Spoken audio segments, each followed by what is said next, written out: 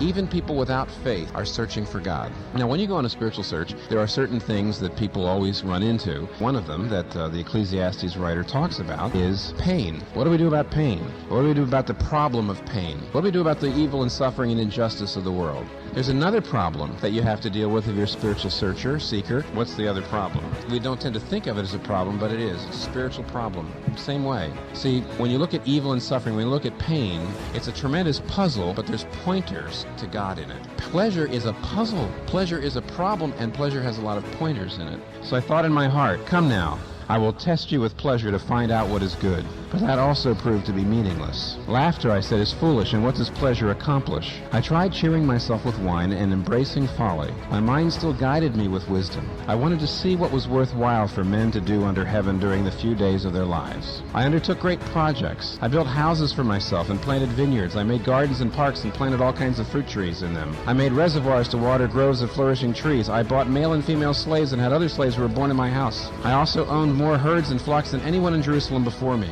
I amassed silver and gold for myself and the treasure of kings and provinces. I acquired men and women singers and a harem as well, the delights of the heart of man. I became greater by far than anyone in Jerusalem before me. In all my wisdom, in all this, my wisdom stayed with me. I denied myself nothing my eyes desired. I refused my heart no pleasure. My heart took delight in all my work, and this was the reward for all my labor. Yet when I surveyed all that my hands had done, and what I had toiled to achieve, everything was meaningless, a chasing after the wind. Nothing was gained under the sun. I have seen the burden God has laid on men. He has made everything beautiful in its time. He also has set eternity in the hearts of men, yet they cannot fathom what God has done from beginning to end. I know that there is nothing better for men than to be happy and to do good while they live, that everyone may eat and drink and find satisfaction in all his toil. This is the gift of God. I know that everything God does will endure forever. Nothing can be added to it, and nothing taken from it. God does it so that men will revere him. First of all, what it promises. Here in verse 1 to 3, he says, So I thought in my heart, come now, I'll test you with pleasure to find out what is good. So I tried cheering myself with wine, embracing folly. I wanted to see what was worthwhile for men to do under heaven during the few days of their lives. This is important. Look at the word come now. He doesn't go into his project, which is to live for pleasure, until now. Well, what happened before? He's already been through something, and then he turns to pleasure. That's very important to understand what he's saying. In chapter 1, he says, I devoted myself to study and explore by wisdom all that is done under heaven. But when I saw all things under the sun, I saw all of them are meaningless, a chasing after the wind. For with much wisdom comes much sorrow, and the more knowledge, the more grief. Now, here's what he did. He did not decide at first to live for pleasure. He said, I am going to use my mind and go look at life, and I'm going to figure out what the meaning of life is and what the purpose of life is and really what life's about and why things happen that they do. He said, I looked at life to try to understand life under the sun. And the word under the sun, which shows up again and again in the book of Ecclesiastes, tells us he's looking at life like a practical secular person living for today. He went there to try to figure out what the meaning of life was. And he concluded, if this life all there is, there are no answers to the big questions. What were we here for? What are we for? What is our purpose? What is right and wrong? What is the absolute moral standard? What is truth? Where do we go when we die? There are no answers. Nothing means anything. In the end, it makes no difference what I do. Everything's going to be over. What do you say to anybody that starts talking like that? Lighten up. Eat an ice cream cone. Play a game of ball. Go out. Kiss a girl. Climb a mountain. Look at the view. Smell the roses. They're turning to pleasure for a sense of being worthwhile. The reason in our society, when you don't have anything bigger than yourself to live for, when you don't know what truth is, when you have no cause worth dying for, you're not dying for your family, you're not dying for the truth, you're not dying for nation, you're not dying for God. There is nothing bigger than you. Therefore, there are no answers to the questions. What do? Since there's no objective meaning, we try to manufacture subjective meaning. Because our wisdom shows us that things are meaningless, therefore we turn to pleasure. Pleasure now becomes very complicated. We expect pleasure. We see a promise here. There's more going on here than pleasure. In our society, by and large, we are not just going after pleasure. When we have sex, it's not just the physical experience. Also, what starts to happen, you start to say, I'm loved, I'm valued, my life is worthwhile. See, that's what verse 3 is about. He turned to pleasure not for pleasure. He turned to pleasure to deal with the fact that he had nothing bigger to live for. And he wasn't looking just for pleasure. He wasn't looking just for sex. The physical is a matter of certain chemicals hitting the hypothalamus. But the spiritual is to say, life is worthwhile. My life, there's love.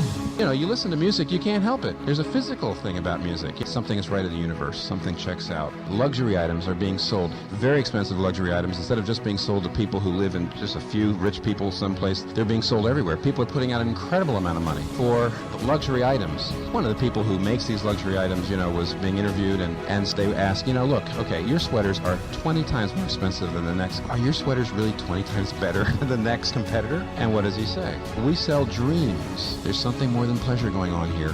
His sweaters probably are incredibly comfortable, but there's something much different. Just like sex is not about sex now, and music is not about music. What he's really saying is, you buy that sweater so you know my life is worthwhile. You're manufacturing subjective meaning, but in a society that has no objective meaning, there is going to be a kind of freneticness about pleasure. Society's always had its pleasures, but has there ever been a society that puts the metabolism and entertainment into sexual activity, into material, luxuries that we do? There's never been one. Just like the Ecclesiastes guy says here, it was because they had lost their ability to believe in any objective meaning, and so they had to turn. And therefore, they turned to pleasure, not just for pleasure, but a sense of worthwhileness. Now, what does it mean to live a life of pleasure? A lot of you don't think you're doing it because, you see, one of the things here is in the very beginning, it says, laughter is foolish, see verse 2, and what does pleasure accomplish? Now, laughter and pleasure, he is saying they are the same. When it comes right down to it, I don't know whether you are having a lot of sex or whether you just have a job that you hate because it's not doing anything productive for anybody, but it's making you enough money so that someday you'll be able to do the things you want to do. That's the same thing as a person that's partying all the time. What is the bottom line in your life? Do you have anything worth dying for? Do you have anything that you'd go to the mat for? Really, is it comfort, affluence? Is it sensory pleasure? If you do that, you're not doing it just for pleasure. You're looking to get a life. You're looking to get a sense of worthwhileness, and it's going to fail. That's the second point. The first point is what it promises. The second point he gives us and shows us is it fails, and he explains why. Verse 10, I denied myself nothing my eyes desired. All of us deny ourselves all sorts of things our eyes desire, mainly because we don't have the money or the power to take them. And because of that, most of us are going down this path, and pleasure is our bottom line, and it is the main thing we're living for, even though, by and large, unless we're party-hardy types, we kind of really hide that from ourselves. But he said, if you're going down that path and you're empty, instead of saying there's something wrong with the path, we have a tendency to say it's because I haven't gone far enough. If I could build that house in the lake, if I could have a better love life, if I could just lose weight. In other words, because you haven't gone far enough down, that's the reason why you feel like you're empty. You're blaming yourself when it's the path. And what's so very powerful about this, he is depicting himself as the greatest, one of the 0.001% who actually was able to do anything he wanted to satisfy any sensory pleasure. Now somebody says, well, how do I know that really happened? You kind of made me wonder,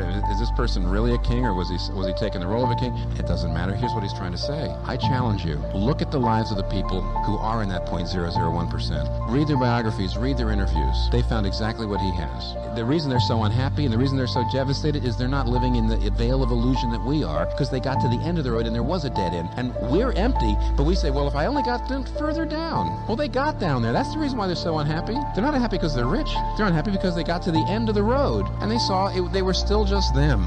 It's a powerful argument for the fact that pleasure ultimately fails us. Not that it fails to deliver the neurological rhythm, not that it fails to deliver the comfort of the nice sweater, but it fails to deliver worthwhileness. It fails to give you what you're really looking for, and that is transcendence. We are looking for a way to do an end run around the fact we have nothing to live for. We have nothing solid. We have nothing we're sure of. We have nothing that's going to take us to the stars. We have nothing that we think will last past us. Pleasure will fail to distract you. In verse 3, he says, my mind was still guiding me with wisdom. I tried cheering myself with wine and embracing folly, but my mind was still guiding me. Down in verse 9, he says, I became greater by far than anyone in Jerusalem. In all this, my wisdom stayed with me. What he's trying to say is, no matter how hard I tried, through pleasure, to forget the fact that I had nothing to live for and nothing means anything, I tried and it broke through. Subjective pleasure fails because no matter how hard he tried to stop thinking, his wisdom stayed with him. The truth kept coming through. If your origin is insignificant and your destiny is insignificant, have the guts to admit your life life is insignificant. As time goes on,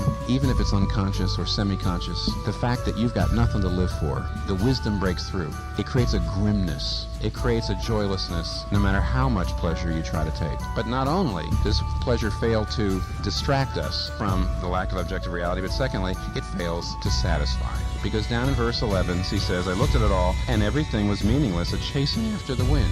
Wind is something you can't keep. Wind can be a wonderful experience, but you can't keep it. You can't say, let me grab that thing so I can have that wind tomorrow. It can't be done. Here's what's frightening. What's really going on when we seek pleasure is we're not after just the physical sensory pleasure. We're after transcendence. We're after worthwhileness.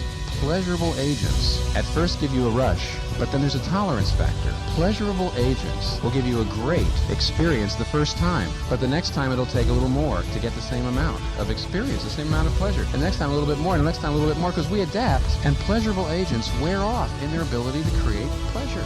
And that's how addictions happen. You need more, and you need more, and you need more, and if you're lucky, you can break it off before it completely destroys you, and then you just be empty. And that's physical pleasure.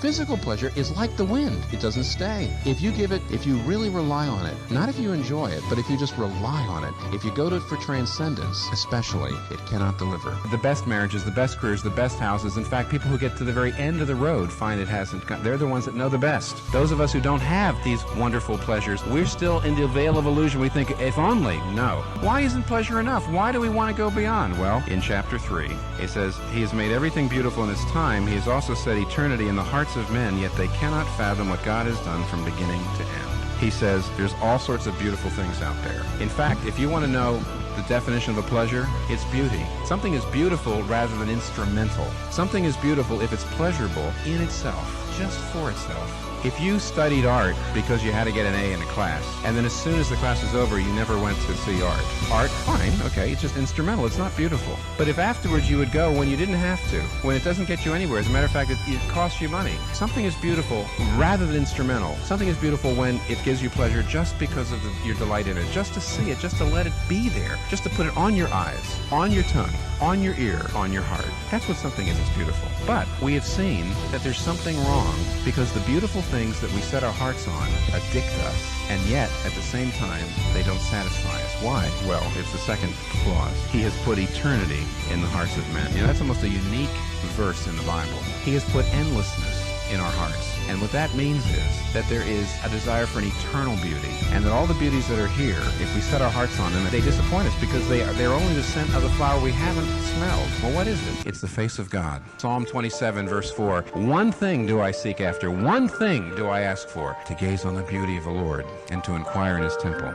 Real Christians whose lives have been changed and whose attitude toward pleasures is so different because we can enjoy them, we're not afraid of them now, but on the other hand, they are not the main thing, so they don't addict us either. The difference between a Christian whose life has really been changed and a religious person is this: religious people find God useful, instrumental, and Christians are people who have finally found Him beautiful, who obey Him just because of who He is, wouldn't care what else it brought them, just for the delight. You see, religious people and Christians, they share obedience. Religious people and Christians may be desperate for God. They might be obedient to God. They may have all sorts of awe and reverence to God, but the difference between a Christian and just a religious person, a nice person, is that they find Him useful, but Christians find Him beautiful. That you come after Him and you seek Him and you obey Him because of the beauty of who He is. Has that been true of you? Have you experienced that? That's what real Christianity is. Well, the Bible actually gives you the gospel in terms of beauty. We, because of our sin, have made the world ugly. We've made our souls ugly, we've made the world ugly. How are we going to be saved from our sin? We're told in Isaiah chapter 53, the servant came from heaven, and He came to earth, and we're told this about Him: He had no beauty that we should desire Him. Jesus Christ lost His beauty. Jesus Christ became ugly. Jesus Christ became shriveled. Jesus Christ lost His glory, and He lost His beauty. Why? Because of our sin. And what did He do when He died on the cross? He died on the cross in our place so that when we believe in Him, what are we told in Colossians chapter 1, verse 20, 22? So that now, when we believe in God, with Jesus, God looks at us and He sees us holy and spotless without blemish. Religion says, obey God or He'll get you. The gospel said, you've made the world ugly and yourself ugly. Jesus Christ came and lost His beauty so that now when you believe in Him, you don't just now, it doesn't just make you a better person in some way, you're beautiful in God's sight. You are in a sheer beauty to Him because He lost His beauty so you could get it. If I tell you, obey God or He'll get you, you'll have to treat Him as instrumental, and frankly, every religion essentially tells you that. But the gospel says, no, look at what He's done for you. That's beautiful. Do you believe you're a sinner? Do you believe you're lost? Until you see that, you'll never find him beautiful. You'll only find him instrumental, and you'll never have the things in your heart that are addicting you thrown out for a greater beauty. Your heart needs an object of beauty. You can't get rid of the ones that are holding on to you just by trying to throw them out. They have to be displaced by a higher beauty, a greater beauty, and this is it. You'll never find him beautiful if you just say, he's very big and he's very big and I better obey him because he'll crush me. No way we get beauty that way. Only if you see that you're a sinner and you see what he's done. That's how you become a Christian, seeing the beauty of the Lord. But now some of you are Christians, and you know what you're saying? You're saying, I am a Christian, but I'm addicted to something. That's because you're not gazing on his beauty. Well, you say, how do I gaze on his beauty? Well, let me just tell you three things. First of all, you have to get to know Jesus. Jesus became a human being. He became a sensory person, a human being. He entered into our sensory environment so we can have this kind of intimacy with him, so he can really be a beauty to us. You have to read about him. You have to get to know everything you can about him. Everything. Then secondly, prayer is very deep. Think prayer is easy or simple. You haven't even begun to figure out the depths of prayer. You haven't begun to look at praise. You haven't begun to see what happens through repentance. Beauty happens. You see the beauty of his majesty. You see the beauty of his symmetry. You see the beauty of his... You just see it. It comes in prayer. But thirdly, you need the Holy Spirit. Because you know an artwork needs a light. Every art gallery has lights. Jesus says when the Spirit comes, he will glorify me. He will take of mine and he will glorify me. Ask the Spirit. Learn to pray. Look at Jesus and know that real thing that your heart needs to overcome your addictions is not just a general knowledge of who he is and trying harder, but an experience of his beauty.